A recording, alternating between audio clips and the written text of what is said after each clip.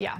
I want to switch gears just a little bit and talk to China. President Trump strongly spoke about that in his press conference today, and he even tweeted about this a week ago, which I want to bring that up, where he says, just in, Chinese state media and leaders of China want Biden to win the U.S. election. If this happens, which it won't, China would own our country and a record-setting stock market would literally crash. He even re-emphasized today that if Biden is president, China will own the United States. Do you agree? Well, let me be clear. I'm not partisan. I don't belong to a political party. I'm actually a registered independent, so I don't have a dog in this fight. So when I talk about what Biden would do, it's purely from an analytical standpoint. And I think, to be clear, they've said nothing which tells you anything on how they would do with this. There's two problems here. The one is China gets a vote. And unlike dealing with Russia, Iran, or North Korea, China has a lot of options. And they'll decide after November, when they look and see who wins, on how they're going to respond to that.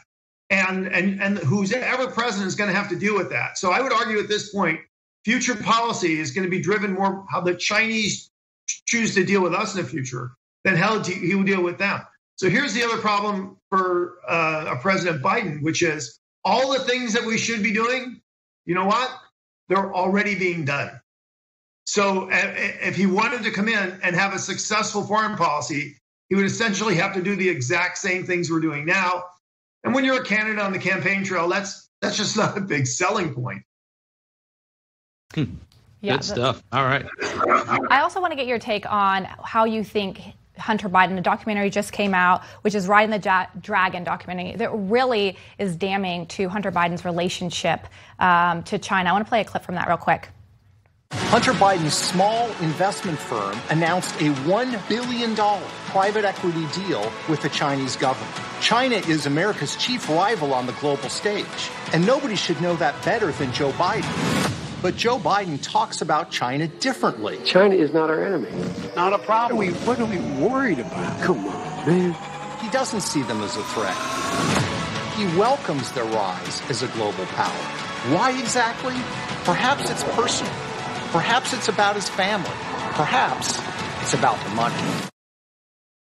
All right, Jim, not to press you here, but only about 30 seconds left. Do you think that Hunter Biden has become an issue in this election?